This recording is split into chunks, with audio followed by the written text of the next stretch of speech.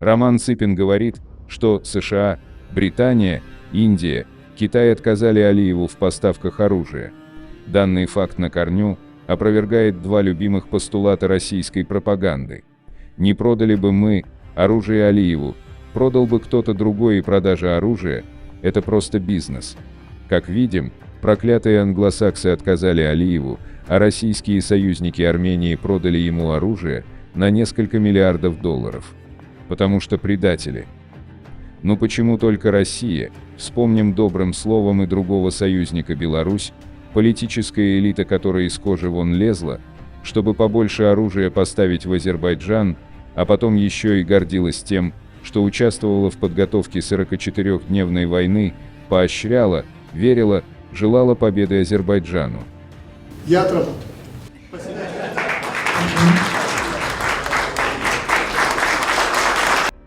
Да, Лукашенко отработал перед Алиевым.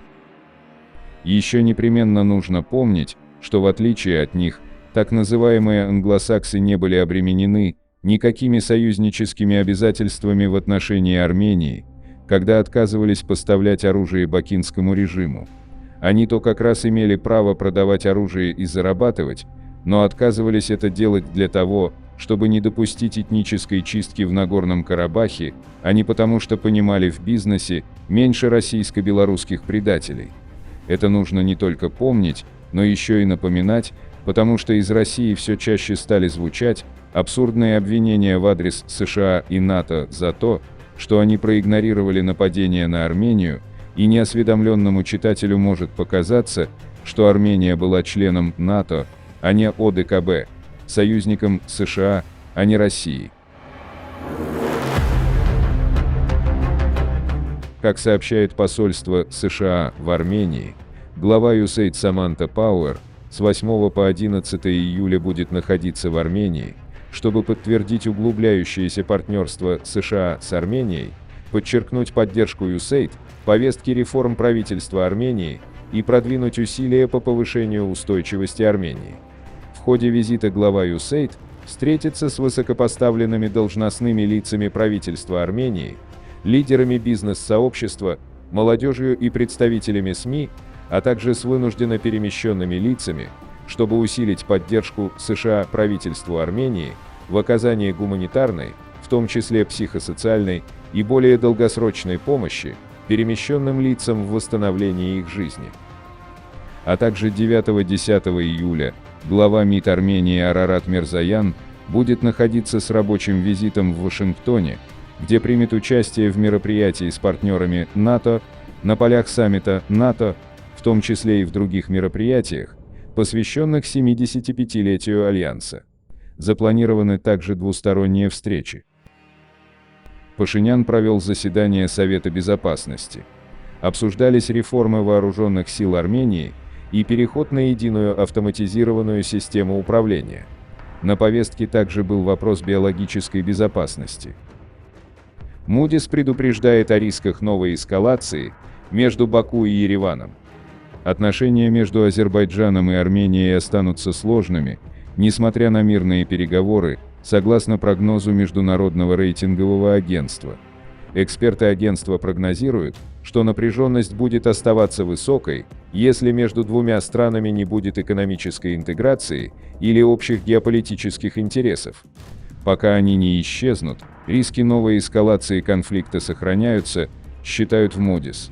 Обе стороны продолжают развивать свой военный потенциал, на границе продолжаются регулярные стычки, а это значит, что сохраняется возможность новой эскалации военного конфликта, отмечает агентство. На первом снимке изображен аэропорт ныне распавшегося Нагорного Карабаха, где армянское население спасается от преследования в сентябре 2023 года. На втором снимке изображен президент Азербайджана спустя менее года в том же месте города-призрака в результате его этнической чистки. На первом снимке изображен еще и гордо развивающийся флаг России, который присутствует там только потому, что это была ее зона ответственности, именно ей поверили эти люди, и в зоне ее ответственности, при ее преступном соучастии, произошла этническая чистка, в результате которой все эти люди лишились своей родины, где тысячелетиями жили их предки. Исчез оттуда и флаг России, они выполнили свою миссию и ушли. Алиев и собачьи привычки. Обычно собаки на прогулке бегают как угорелые и везде оставляют свои метки. Собачья метка – это заявление прав на территорию. То есть послание возможному противнику, что эта территория находится под контролем. Но забавно другое. Собаки, обнаруживая какую-либо метку, определяют силу чужой собаки по высоте оставленной метки. И интересно, что некоторые собаки специально оставляют метки намного выше своих возможностей. Ведь если со смелостью не сложилось, то нужно постараться ввести противника в заблуждение, чтобы избежать вторжения. У моего знакомого был кобель, который разбегался, бежал по стене и метил в это время. Кобель ростом ниже колена умудрялся пометить стену на высоте человеческой груди. Алиев катается по оккупированному Арцаху с этой же целью. Уж очень страшно, если вдруг политическая ситуация изменится и придется возвращать все взад. Вот и ломает все армянское, фотографируется на фоне захваченной территории, метит. По скриптум. Искренне извиняюсь перед собаками и их владельцами за вынужденную метафору.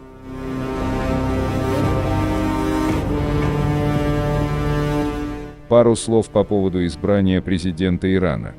Мое мнение, что все это не более чем буря в стакане воды. Деятельность реформатора и продвинутого Пезешкиана при верховном лидере Ирана вполне может быть схожа с периодом Медведева в России конца нулевых. То есть, маятник может качнуться совсем в иную сторону от ожиданий. Если кто не помнит, чем запомнился Медведев, спросите у грузин. Иран и Россия схожи в плане управления страной. И еще, по поводу схожести. Бакинская диктатура Алиева и иранский Азербайджан также близки между собой, как Алиев и тот же Пезешкиан. Есть в них обоих курдская кровь. И все. Почувствуйте разницу между гражданами Ирана, которых называют азербайджанцы, и бакинскими жителями. На днях прочитал в азербайджанских СМИ обзор выпускных вечеров в бакинских школах. Сейчас по этому поводу там идет большой скандал. Дело в том, что почти во всех школах 90% музыкального сопровождения на выпускных вечерах было построено на блатной музыке и тюремной романтике.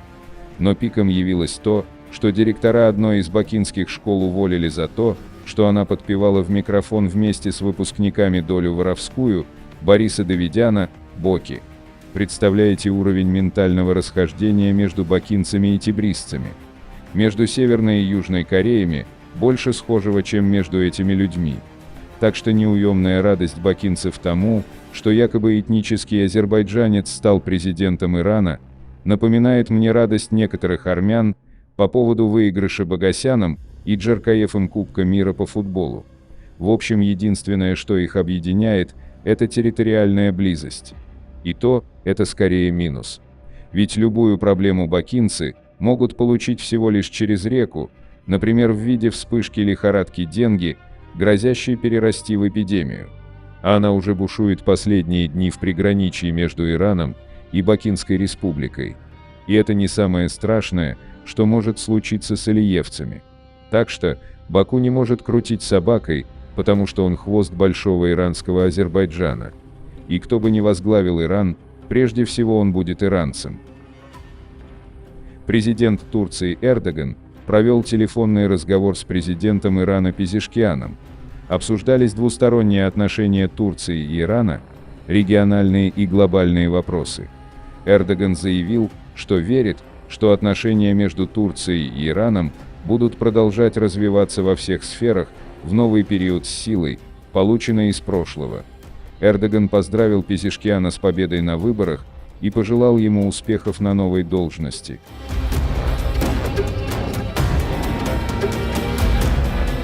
Власти Грузии готовы к сотрудничеству, дружбе с США, но это должно быть взаимно, заявил Каха Каладзе, выразив сожаление по поводу решения Министерства обороны США отложить на неопределенный срок военные учения, достойный партнер.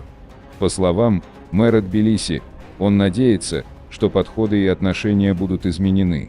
Мэр Тбилиси также отметил, что Грузия не может быть чьим-то вассалом, и что Грузия должна оставаться независимым, суверенным государством. Ради этого наши предки боролись и проливали кровь, и никому не будет предоставлена возможность приказывать властям Грузии и пойти на такой шаг, который, как мы знаем изначально, будет проблематичным для нашего государства и населения. Подписывайтесь на наш канал и пишите ваше мнение в комментариях.